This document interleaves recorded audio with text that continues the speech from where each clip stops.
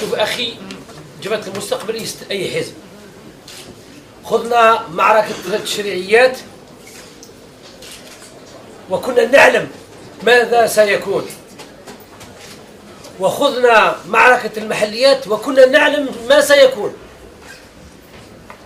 وسنخوض إن شاء الله معركة الرئاسات ونعلم ما سيكون.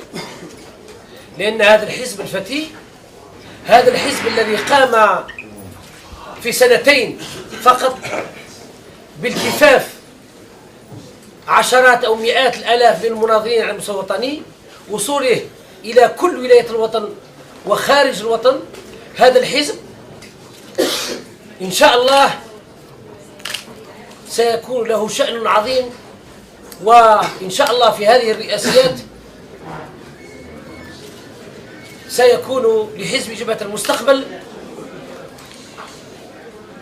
أظن حظ وافر، وخاصة وأن الشعب الجزائري الآن يدرك الكثير من الأشياء.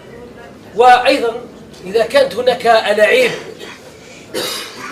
بالنسبة لتزييف الحقائق الانتخابية فنحن على دراية من ذلك ونعلم كيف نعالج الأمر. الآن يترشح أي جزائري له الحق الترشح، فنحن لا نربط علاقة الانتخابات أو جبهة المستقبل تربط انتخابات، أي انتخابات، بشخصية أو بحزب أو بكتلة أو بلوبي. فجبهة المستقبل تأخذ قرارها السيادي والمستقل من خلال مناضليها. فالمناضل في جبهة المستقبل هو الوحيد الذي له قرار الإعلان على أي شيء داخل جبهة المستقبل. المناضلين اليوم في هذا المؤتمر كنت أنا أتمنى أن يكون الحوار والنقاش في اليومين للوصول إلى القرار. وبالطبع المناضلين والمندوبين تاع المؤتمر ألحوا على أن يكون القرار في بداية المؤتمر، وإن شاء الله كما قلتها سنخوض هذه الانتخابات المقبلة باحترام وببرنامج قوي وبعمل انتخابي نظيف، لأننا نريد أن تكون هناك أخلاق في العمل السياسي، وهذا المبدأ الأساسي في جبهة المستقبل. شكرا. تفضل الإخوة. أخت. ياسمين درويش قناة الجزائر تي في. سيد بعيد، إذا كان في وقت يعني وما بلغتوش نصاب التوقيعات، هل ستعلنون تحالفكم مع حزب من الأحزاب؟ لكل مقام مقال. وبالطبع هذه تاع الإمضاءات ممكن اللي عنده لجان مساندة. احنا متواجدين في معظم البلديات، احنا عندنا منتخبين في الولايات، عندنا في 48 ولاية مكاتب ولائية ومكاتب بلدية، فهذا مش مشكل بالنسبة لجبهة المستقبل. شكرا. البرنامج قام فيه أكثر من 70 مختص، وهؤلاء من جبهة المستقبل، والبعض منها ليسوا من جبهة المستقبل بل قدرات علمية وطنية.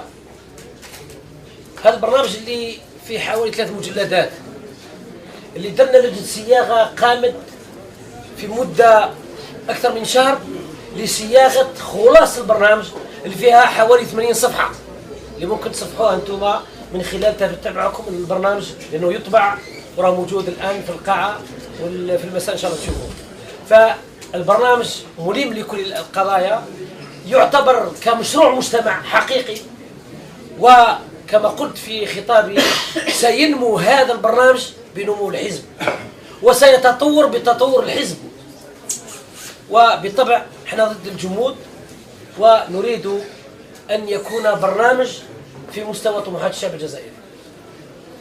وإن شاء الله سيكون نقاش وافر في لجنة البرنامج وأيضا في المؤتمر خلال يومين لتلقيح وزيادة أو حذف بعض الاشياء في البرنامج، ولكن نرى ان البرنامج لجبهة المستقبل الان متكامل في جميع الميادين.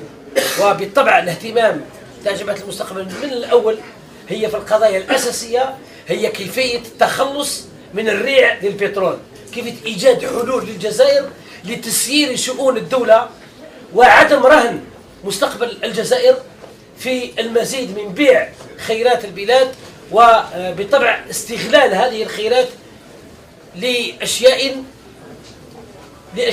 اللي ما تديش إلى حركية اقتصادية وما تديش إلى تنمية حقيقية في الجزائر. وبالتالي البرنامج هذا هو أساس البرنامج، الوصول إلى استقلالية غذائية وأيضا إلى حركية اقتصادية بدون اللجوء إلى الريع البترول. هو في الجزائر الآن كثرة الشكوك والخوف والكلمات تحت كذا وفلان مع فلان وفلان دا فلان، وعادت الجزائر الانتخابات على 4 أشهر تصير الجزائر الدعايات كما يقولوا، يعني القنوات تاع التروطوار والناس تتكلم على أي شيء. احنا عندنا 4 أشهر نخشوا انتخابات رئاسية، من المفروض الانتخابات تبدا بسنتين. احنا رانا حزب صغير، لما نتكلموا صغرنا بالطبع وش هو قضية وقت، ولكن بالقوة العددية بالقوة تاع المناضلين متواجدين في كل الولايات، درنا مؤتمرات في كل الولايات، ونتحدى العمل هذا انه قامت به تيارات او بعض الاحزاب اللي تشوف في روحها كبيرة. فالكبر الحقيقي او الصغر تاع الاحزاب هي من خلال الانتخابات، ولكن الانتخابات هي تريكي ديال ديبار، وبالتالي القوة الحقيقية الشعب يعرفها ويعرفها ان شاء الله. لما تقولي بثقة بالطبع، احنا لما درنا حزب ما درناش حزب باش نديروا جمعية مساندة، كنا نديروا جمعية مساندة نساندوا اي واحد نزلوا يدينا عليه. درنا حزب للوصول الى السلطة، اوني ديترميني.